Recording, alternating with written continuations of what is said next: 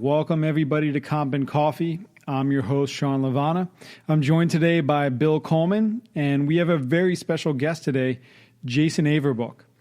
Jason is a global thought leader and agent for change in HR. His prior background includes working for Ceridian, PeopleSoft, Knowledge Infusion, Aperio, the Marcus Buckingham Company, and he is now CEO and co-founder of LeapGen, a global consultancy that helps organizations shape their future workplace by better designing and delivering employee services. This man has spent his entire life in HR and HR-related technologies. We can't wait to have him as a keynote speaker coming up at CompCon. And he's here today to talk about HR and the transformations happening. Jason, I want to welcome you to the show, and I want to jump right in. Your general view is that HR is in the midst of one of the largest transformations it's ever gone through. Is that summarizing it properly? Yeah, it really does. It really does, Sean. And thanks for having me, and I appreciate it, and very much look forward to the CompCon event as well. One of the things it's crazy is if you look at the points in time that are coming together for the HR profession as we speak. So if we take the combination of the workforce has now exceeded the internal population of an organization or the internal capabilities of an organization when it comes to the technology they're using, the applications they're using, how easy it is to get stuff done. Outside of work, it's 2018. Inside of work, it's oftentimes 1998. So the first thing that I see is that we're disrespecting the year we live in outside of work. The second thing is because we're doing that, we're able to truly transform the way our business partners work. Our business partners are no longer basically answering questions. They're now solving problems. And that changes the skill set. It changes every single thing about how we do HR. And I'd say the last thing that's most important about the transformation is that digital breaks silos. And while we've worked in HR for the last 20, 30 years within the Center of Excellence model, that's how we work inside of HR. But when our people, when our employee or our manager looks into the function or looks in to try to get an answer, not even to search for something, but to try to get an answer, they could care less about our silos.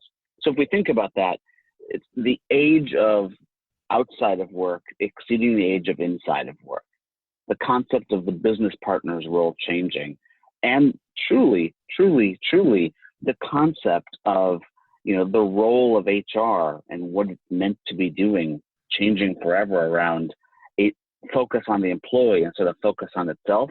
Those three things, I hate. I don't want to make it too dramatic, but there's never been a point in time where all those things have aligned. So is what you're saying one of those, and I don't want to go too deeply into each of them because I would bet this is going to be part of your talk, but is one of those that HR has traditionally been a black box where stuff goes in, every now and again you hear something back, but if you need help, if you need, to your point about silos, if you need help with compensation, you go to an HR person, you would expect them to know about that. Any HR person. Is that fair to say? I mean, HR has been ruled by tribal knowledge, and hopefully I know the right person. HR has been ruled by manual heroics, where I've done a lot of things manual, and it's really been based on who I know.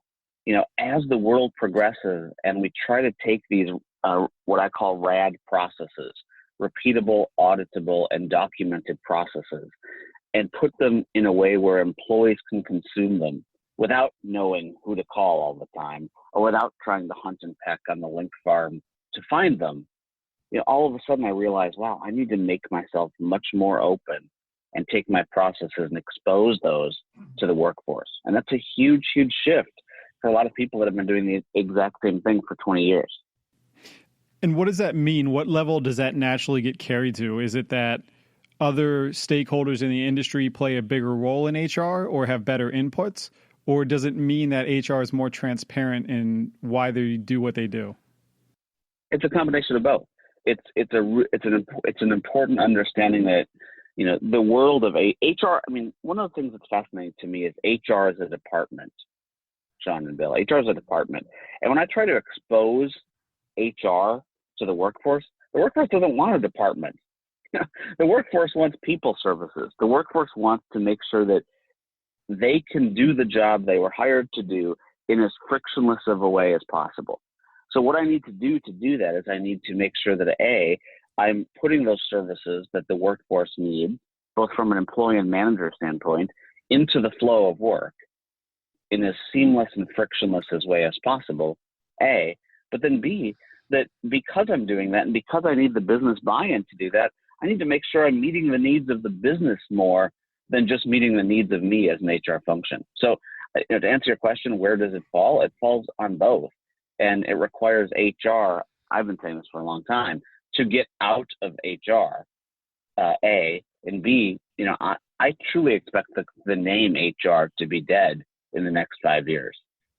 To be replaced with, we see, everything from people analytics to people operations to people officers to talent officers, or none of those. Let's not get too fancy. Let's just say people.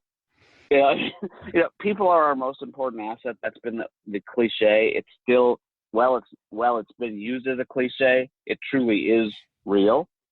So, let's just think about people.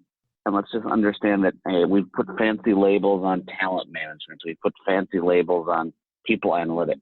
We're in the business of people, and because we're in the business of people, how we structure things on the inside, we might still call it HR. We might still call it, we still might work in centers of excellence like compensation and benefits and all that stuff. But from the outside looking in, we're trying to help you do your job. And, if you think about this for just a second, think about the way, I mentioned to you, it's my kid's first day of school. Think about the way digital natives work. When they talk to a device, or when we navigate through things, we don't say math, arithmetic, addition, elementary, and then give the problem to Siri. We just give the problem to Siri. When I'm searching for a song, I don't say country, 1980s, blah, blah, blah. Sorry, you've surpassed my knowledge of country music there really, really quickly. But what I do is I jump right. I want an answer. I don't want to navigate. I don't know what department I'm talking to. I don't want that stuff. So all that being said, as I design the future of the function, it has to be designed with the employee and the manager at the center. And what they want are answers, and they don't want to work in silos. Yeah, that makes sense. We're here to help you do your job better. It doesn't matter what you call it. Right. And HR is still stuck a bit in the old personnel department mindset of filling out forms and keeping things close to the vest. And and it works both ways, Bill. They're stuck in that mindset, but also, when HR calls me as an employee, that's not always a good thing. It's often not. I've got an email from HR, or I need to go see HR. Like, the future of HR is when HR calls, they have a way to make my business better. When HR calls, they've found an insight into an irregularity into my people, which quote unquote are my most important asset, that they're trying to help me understand and work through. So it's not that they're calling me because I made a copy of my butt on the copy machine and I was caught. It's not Right. that they're calling me because I made a long distance call that lasted 4 minutes instead of 2 minutes. So the function is changing drastically. And I Sean, back to what we talked about, now you've got me caught up on the name, just like Bill, you use personnel, we've been doing the same thing for 50 years. Exactly. As we progress that, and, my mission in life is to progress the function. As we progress the function, it's probably, in order for people to truly understand it, it will probably need a name change. Yeah, and you're hitting on something, I'll go on my soapbox for a minute, that I'm a huge believer in, which is saying things simply, right? Let's not add all these conflated terms that make it sound more grandiose than it is. Just say what it is. That way people understand it, and you can have a dialogue starting from there. So it might be the people team, right? Oh my gosh, Sean! I've been with 3 different Fortune 500 organizations in the last 2 days, and all 3 of them are working on something. I'm only going to use this because you used the word analytics, but there was nothing in common to what the three are working on. A, from a standpoint of how they think they're going to do it. B, from the standpoint of what they're going to get out of it. And C, what they want to do with it in the future. So the more that I put these fancy labels on things, the more I hate to say this, and this is going to be, I'll probably polarize myself to some people, the more I can hide behind that label as to why it doesn't work versus saying, this is what I'm trying to do. I'm trying to show people the variance between compensation between their employees. Now, do I have to use a fancy term like comp ratio when I talk to my managers? No, that's something that they've never heard before. So how do we speak English or whatever language, whatever our native tongue is? How do we speak that to employees and managers, and also, keep that HR speak, exposed to us? Yeah, we recently had a class of interns here that graduated, quote unquote. And one of the sayings that I told them, or one of the tips that I gave them at the end of it, was a lot of times you're going to hear people in business use acronyms or use terms or phrases that you might not understand. And the best way to disarm that is to say, hey, look, this might be a dumb question, but, and anytime you ask something like that, anytime you say this might be a dumb question, people are immediately going to say, no, it's not. Let me explain that to you. And so if you're doing that, you're testing that person's knowledge of it. Are they just throwing out another acronym or another term? So take, for example, the people analytics term. Started, I think, at least as far as I can attribute it to, at Google. Everybody wants to be Google.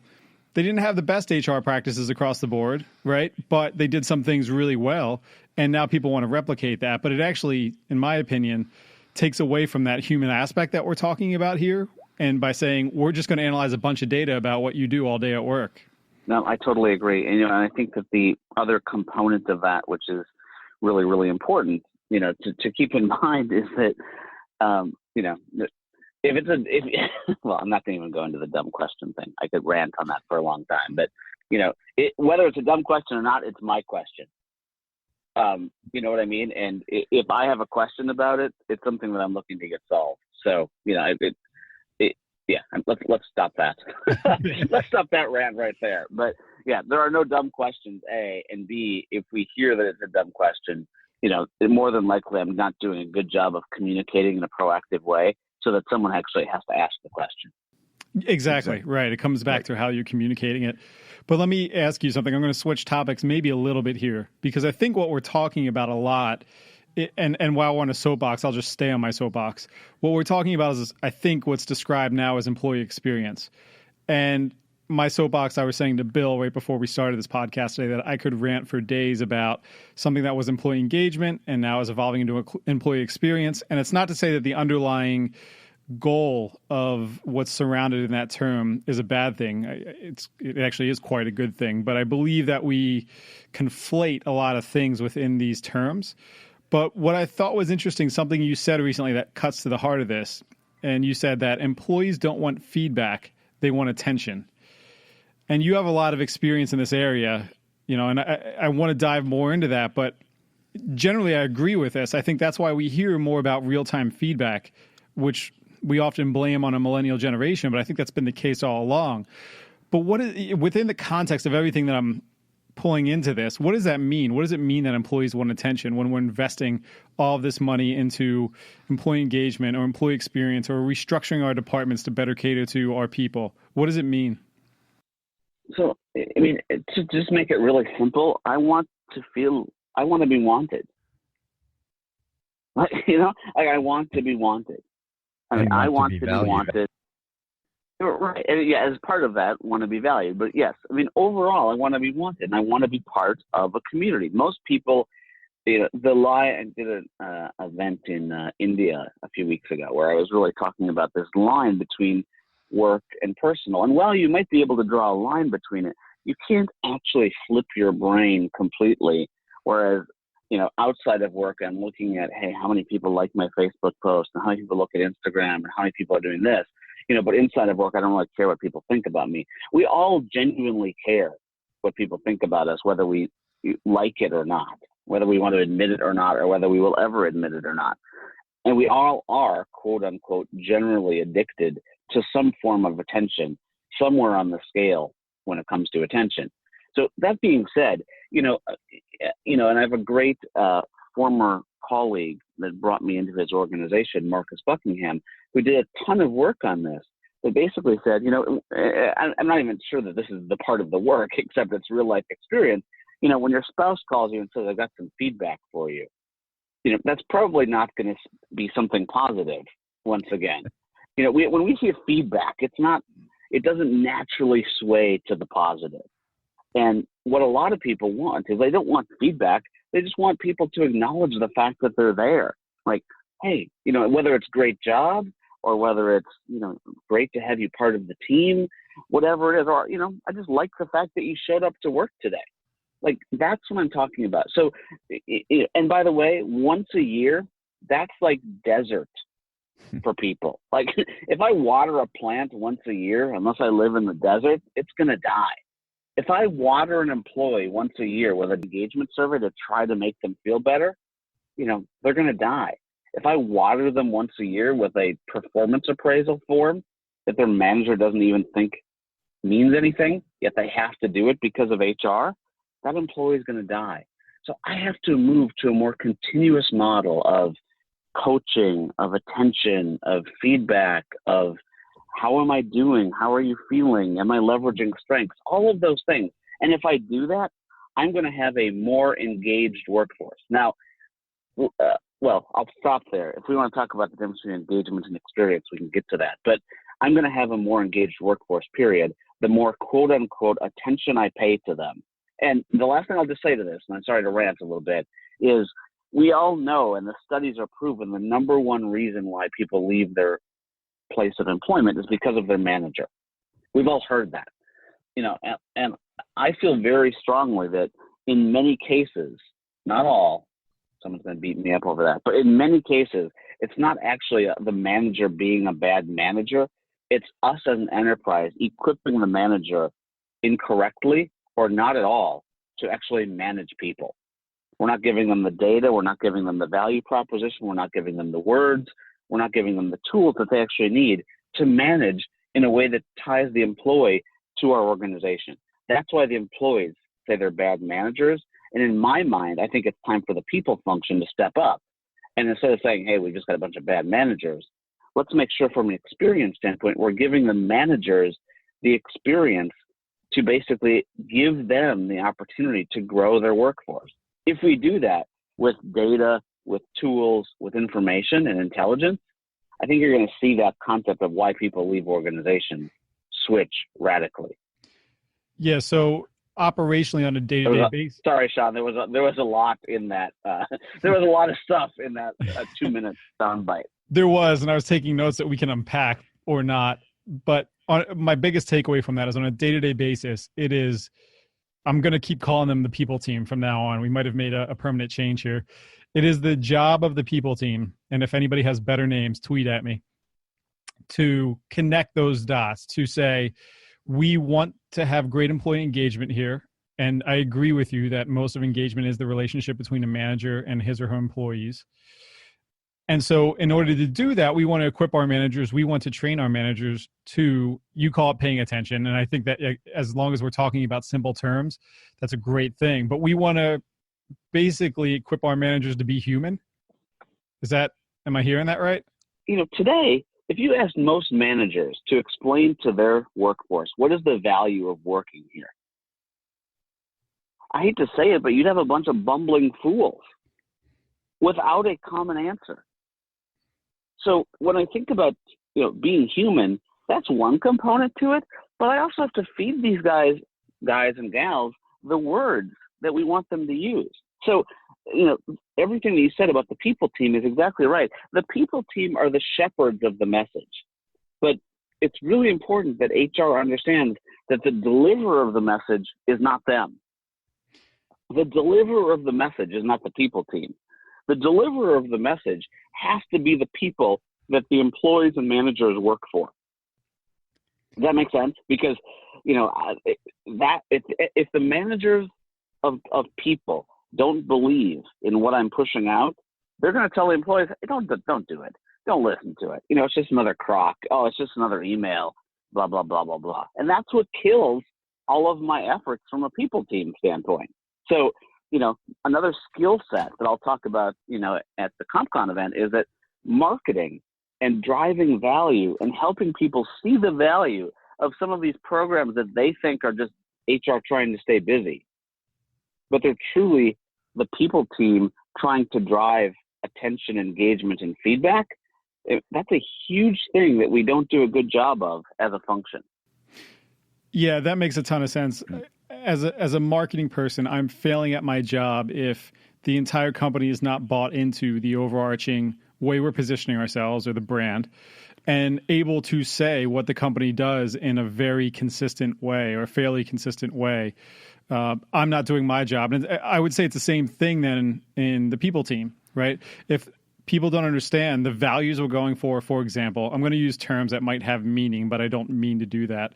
But why the company exists, the problem we're trying to solve, and what that means on a day-to-day basis, what we're mapping to, what we look for when we hire, and how all that transcends the entire organization. If people can't tell you that fairly quickly and succinctly, you're failing at your job. Yeah, and I call it the 30-second cocktail napkin. I've got 30 seconds on a cocktail napkin to say, what is the value of me working here? And what is the value that the company is trying to provide the rest of the world? If I can't do that, there's a major misalignment, and that's dead set on the people function as well as the managers of the organization to fix. Is the value different for different departments? Is it different for different levels in the organization? I mean, it's a great question, Bill, and this is where okay, I'll go there. I was trying to figure out whether I should go there or not. I'll go there. This is where the concept of cascading goals and values came into being. So, people started to say, well, we need to have the CEO state their value, and then we're going to align to their value, and then we're going to align to their value, and then we're going to align to their value. And it turned into this, and we still do that, but it turned into this exercise that it was basically impossible to sustain. So, once again, I'm gonna say it. I'm gonna try to be simple with this. There's an overall value of what the organization's trying to do. There's an overall value statement as far as what impact I have in that organization. Now, if I, as a manager, think that I need to break that down into a more granular task for my people to truly grasp it, then that's what I need to do. And I should be working directly with the people team to be able to come up with what those words are. But I'm going to be a basic person here right now. I'm going to start with everyone on the same page. I have a whole football team. What's the football team's job? To win a game. I have a whole school. What's the whole school's job? Is to provide education to my kids. That's the big statement. Now, if I break it, one of the, it's really interesting. Sorry to get off on a little bit of a tangent, but the number one thing that we do with organizations, and I spent all afternoon yesterday in Minneapolis doing this, was actually helping an organization craft the vision statement for their HR function. Because we said, what does HR mean here? Like, what do you want HR, the people function, to be? And no one could state it. So, a lot of it, Bill, is just getting it out there and saying, hey, let's come to an agreement as to what this is. And then once I do that, then I can break it down. But I wouldn't get too granular right now. Now, what I would get granular on is an understanding of my people. So, when I communicate that value to a manufacturing employee versus a corporate employee, I might use different terms. I might use different language, and I might use different measures as far as the impact that those people have. But the value that the organization's trying to provide is still the same. Fair enough. So that's a concept called design thinking or human-centered design that we spend a lot of time on today, which is trying to help organizations realize that unless they actually understand their people, there's no chance that their people are going to take part in their capabilities that they're trying to push out.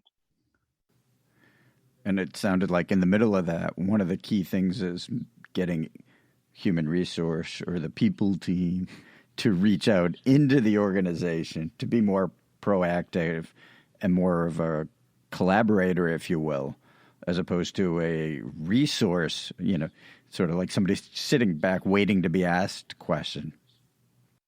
I mean, the question, and I challenge HR people in master classes that I teach all the time. How many things did you do today that were proactive versus reactive? Like, let's just stop there. What do those answers look like? How many? Yeah, I mean, it's almost always reactive. And what it comes down to, interestingly, is that the people say, we don't have time to be proactive. And I hate to rain on parades. And he says it's raining there, so I have to be, but I'm like, dude, like, time is, you're responsible for time. And if wherever you fit in the organization, if you don't have time to do something, you need to be making the case loud and clear to people that, people are going to be the difference. What we know about our people are going to be the difference. And if I don't have time to be proactive, you're saying people are our most important asset, and I don't have time to be proactive. That's a massive, massive problem. It's a huge disconnect. And while we're talking school here, if that case would carry through, you're spending your time then on the bad performers, if you will, more often than the how do we keep our great employees? Oh my gosh. Yeah. So Sean, I mean, there's I'll talk about this a little bit at the conference, but we in HR spend, 99% of our time on the 1% of the people that are exceptions. I don't think it's 80-20. I think it's 99-1. We have 1% of people who are exceptions. I mean, I was telling someone yesterday that we work with an organization where the CEO still asks his secretary, and I did the gender thing on purpose, to print out his emails. You're kidding. No. And because of that, the organization's afraid to roll out email to the rest of the organization because they think they're not ready. Like, this is one, extreme example, but every day I'm faced with these examples where, hey, we have 5% of our organization who doesn't speak English. So therefore we're not going to do anything for the rest of the organization. Like, that's baloney. I have 5% of the organization that is union. And I can't do the rest. I can't do this. I can't roll this out because we can't meet that need.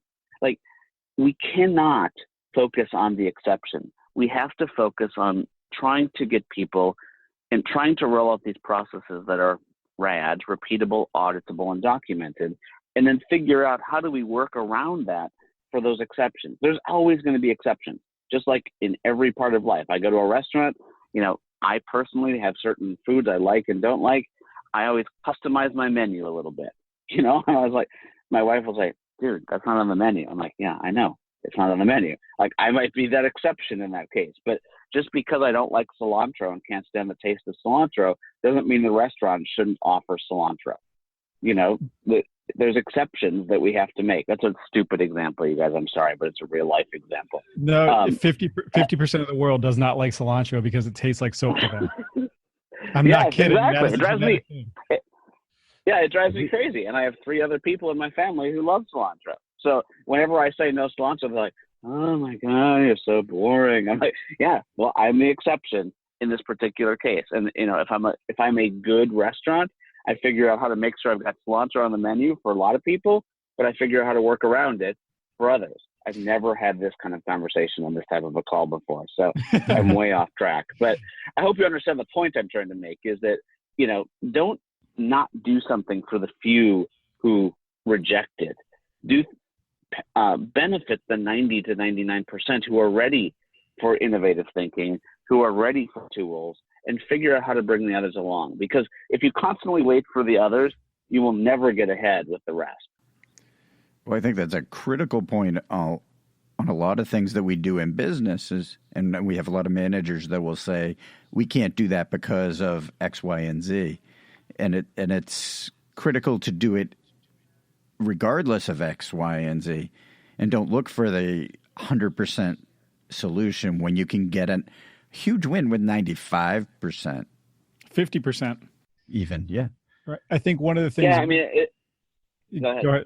Yeah, I was going to say, I think one of the things Bill and I recently talked about is, I'd say what you're saying, Jason, is accurate. Then the converse is also true, right? One of the things we recently talked about was, well, why do we need to roll out a travel policy?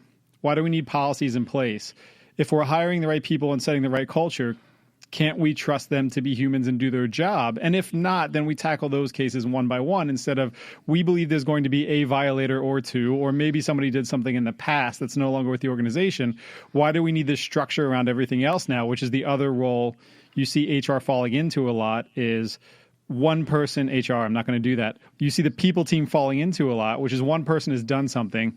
Let's make sure that we guard ourselves and make a 300-page policy to make sure it doesn't happen again. Or if it does, at least we can cite the policy, right? It's the exact same thing, just flipped in a different way. Yeah. And after doing this for a long time, and, spending way too many lonely nights on airplanes thinking about this, one of the things that continues to hit me is that what we're trying to do is we're trying to not put people in a box, but at the same time, we're not trying to give people, a complete open pasture to run in and create the Wild West. What we're trying to do with our managers and employees is basically give them a yard with a barbed wire fence around it, and my job is to make sure they don't cut off their neck. So I want to give them room to run. I want to give them room to learn. I want to give them room to grow. But at the same time, they can get in trouble. This is not any different than, by the way, I treat my kids. I need to protect them as well from cutting off their neck on that barbed wire fence. So, I think when we think about that, it's like, how do we give people the space to actually work within that fence, which are the things that we can control and make sure that we are standard on, but still make sure that they don't get too far out and damage themselves. And, this company I was with yesterday was a small, 1,000-person organization, small organization, and they're like, hey, we have about 900 ways of doing a transfer, and one of an employee from one person to another, and I said, well, that's not the way to scale. And they're like, well, no, but it's the way our managers like to work. And one of their things is, hey, we're starting to grow 3x, 4x per year.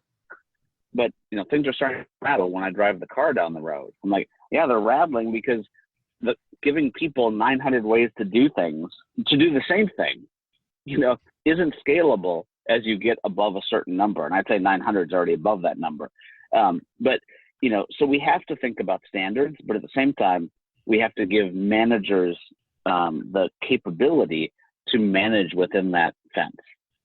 Well, I totally agree. And I think one question for the people listening is, are you comfortable giving people enough leash, enough leeway to make decisions with the risk that there may be a problem? You may make a mistake. And can we live with that? How do we address that? And I think most people want to say yes, but can't, and give them the comfort that they can say yes, they can make adjustments and move on, and they'll make more progress that way and learn more. And then maybe they can build the rules, the guidelines, the fences based on some good experience of what works, what doesn't, and maybe just call it guidelines. And back to your earlier point, Jason, give them the benefit of the latitude and the HR guidance. This is how we've seen it work before, Jason. So what do we expect to happen going forward, or help you do it based on what we've seen? Yeah, no, and Bill, the other thing that's just really important about what you just said is that, one of the reasons that managers think they have to have exceptions is that, if managers actually understood the what's in it for me of what we were asking them to do and what's in it for the organization as far as what we were asking them to do, the exceptions would dissipate tremendously. When all of a sudden I push out policies and practices without an explanation of what's in it for them or why I'm asking them to do it that way, my natural reaction is to not do it that way. Once again, sorry, my kids are starting school today. This isn't any different than when I tell my kids to do something. If I explain why it's important, they'll do it. If I tell them to do something without explanation, oftentimes they're like, why? Why? Like, we just want to know why. And when we rolled out processes in the past, we don't do a very good job of explaining the why. And I'm just going to use one other example of that really quickly. I know from a time standpoint I want to be sensitive, but this applies to data. There are many, many HR or people organizations in the world where people, outside of that organization say, who's responsible for our people data? It's the HR organization. And that is baloney. I don't know if I'm allowed to swear on your show, so that's why I keep saying baloney. We have the explicit rating. You just can't mention lunch and meat. Yeah. That's baloney. It's bullshit. Every single person in the organization is responsible for data. So just like we're all responsible for keeping the ocean clean, we're all responsible for keeping our data clean. Okay. And I need to get people to do that, I have to explain to them what's in it to them. If I can do that, I'm able to personalize better. I'm able to deliver you better services. I'm able to make sure that you're considered for promotions, et cetera, et cetera, et cetera. I think about this all the time when I ask people, who has better data about your people, LinkedIn or you? And it's always 90% of the time, it's always LinkedIn. I'm like, why do people fill out their talent profile on LinkedIn and not internally in the organization? And they're like, they get value if they do it on LinkedIn. If they do it internally, when it comes to a new job being open, our recruiters just open a rec. They don't actually look at what we have internally. Therefore, the employees have stopped filling out their profile. I mean, duh. Like, if the employees don't see the value in doing it, it's just another thing to do. So, I mean, sorry, I didn't mean to get too passionate there, but hopefully that makes sense. Like, I have to explain the value to the employees and managers of what I'm asking them to do. And if I do that, then all of a sudden they'll fall within the standards. Otherwise, it's going to be exception city all day long. Yeah, passion's a great thing, right? It means that we all want to drive everything that we're talking about here for the better. So don't. Yeah, you got me all fired up, and I'm going to go home and try to be mellow for my kids now as they leave school. So yeah, now I'm ready to let's go. Let's get to Boston. As it's 6:30 your time, right? Sorry about that. I know you have to go do that. Let me touch on one more topic real quick if you have the time. I will shamelessly plug your new book. You recently or are about to publish a new book, The Ultimate Guide to a Digital Workforce Experience, Leap for a Purpose. Came out last month. Thank you. One of the topics you touch on in there that I'm curious to hear about is greater workforce flexibility. And it's a topic that's come up a lot for many reasons, but it's something that I think over the last decade has been coming up more, increasing in frequency. And I'll shamelessly say, too, that I love pay factors because I do feel like we have a little bit of that here, and it's a great thing. So clearly I'm biased on this topic, but why is this coming up so much? Why is this a bigger need now? We live in a 24. This goes back to disrespecting. I mean, I'm going to go back to one of the things I said earlier. This goes back to disrespecting the year we live in. So we live in a 24/7 world. Whether, and this is, every time I talk about some of these things, you guys, people are always like, well, that's not necessarily good. Well, that's not, the fact that I'm, right now I'm in my car parked outside of a restaurant. And I'm watching two people sit across the table from each other at a Starbucks on their devices, not talking to each other. Now, there's people like my mother who would be like, oh, isn't the world terrible today? Don't you remember when people used to talk to each other and things like that? And there's another part of me that's like, wow, look at what these people are getting done. Now, and I could, there's both sides of the fence when it comes to that. By the way, there were both sides to the fence when there was something called a phone book and something called directory assistant, where people used to say, seriously, you're too lazy to look it up in the phone book, and now you have to call directory assistant. And that's totally dating myself, you guys. But the same concept was had there. The same thing always happens as you transition between technological eras. So, what does this have to do with what you said, Sean? Outside of work, I live in a world that's flexible. Like if I decide I want to get up and go work at 3 a.m, I don't need a key to the office to do that.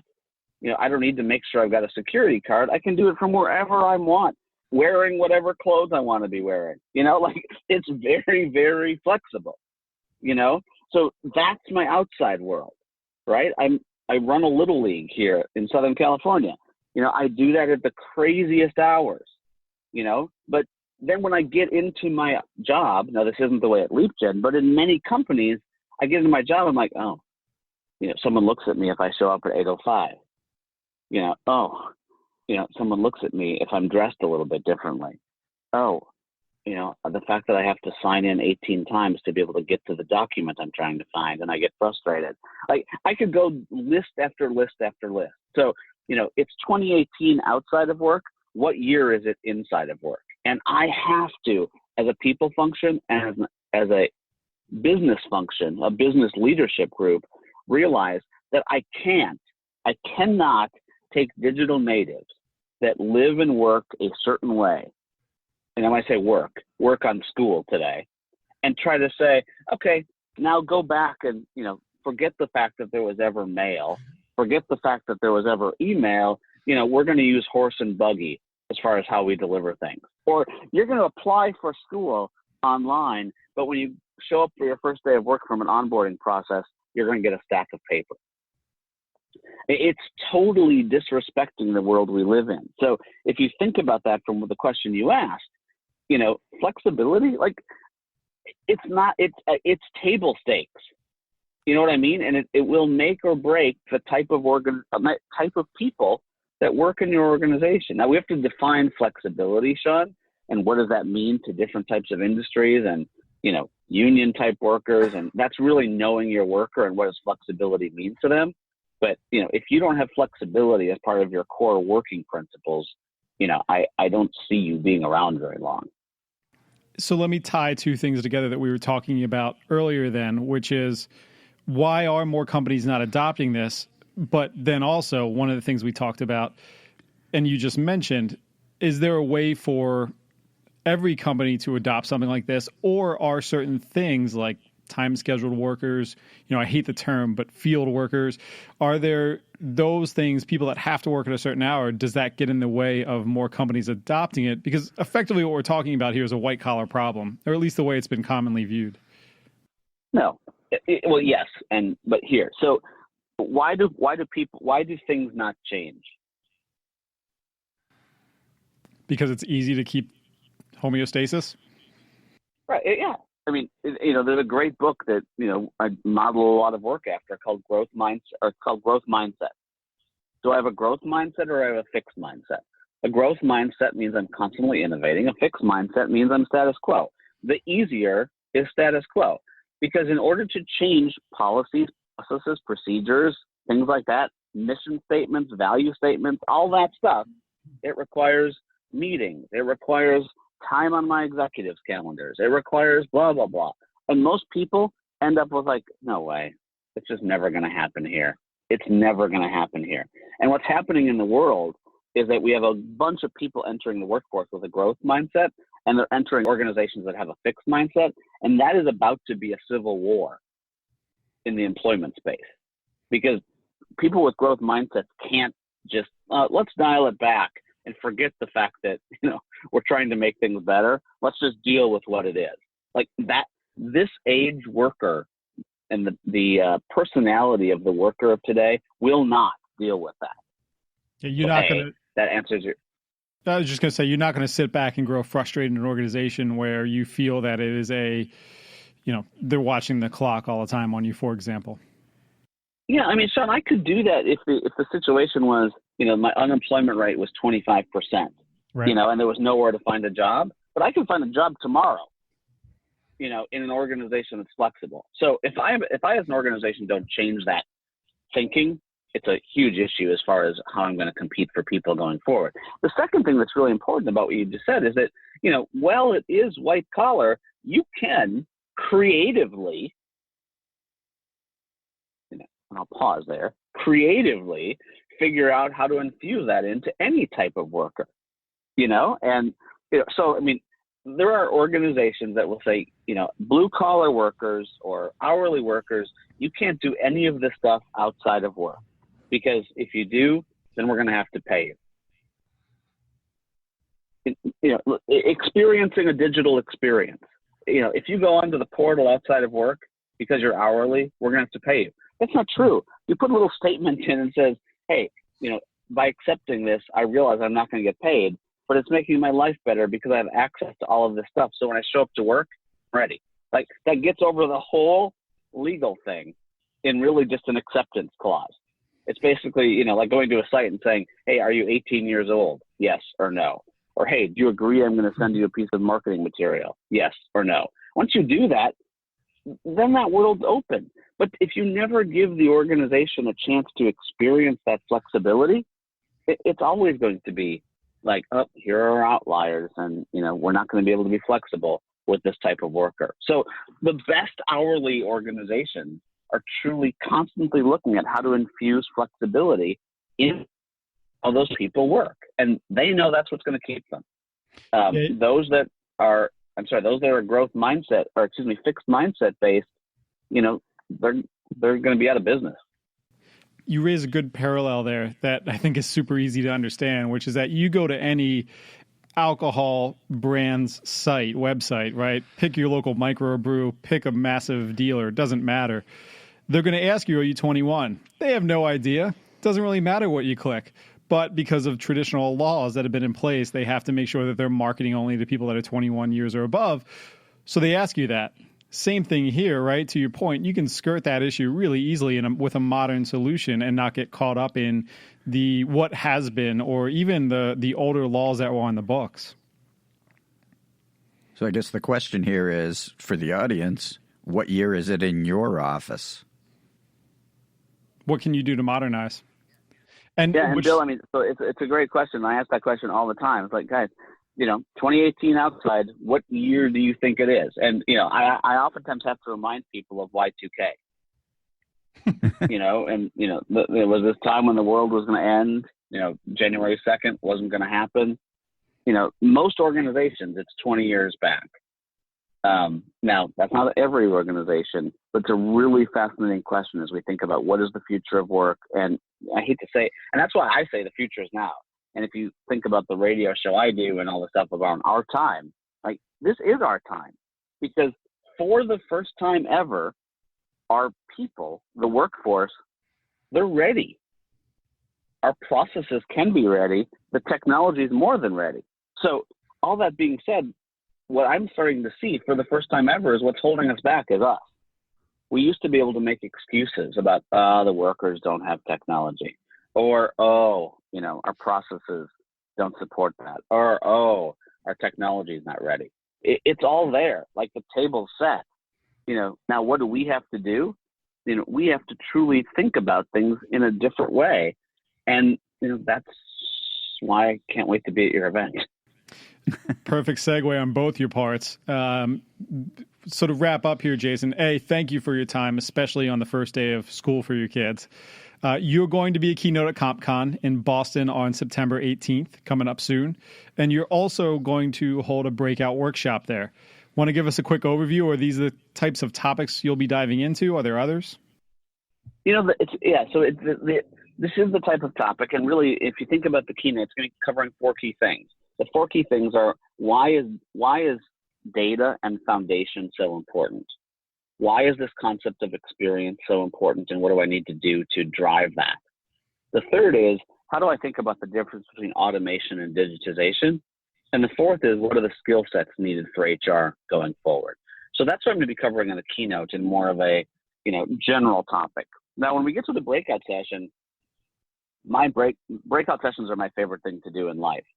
Well, that might be overstating, but one of my favorite things to do in life, because what you get to do is answer questions unscripted, unprepared, all of those things around anything related to people, process, technology, mindset that leaders that will be coming to CompCon, have on their minds.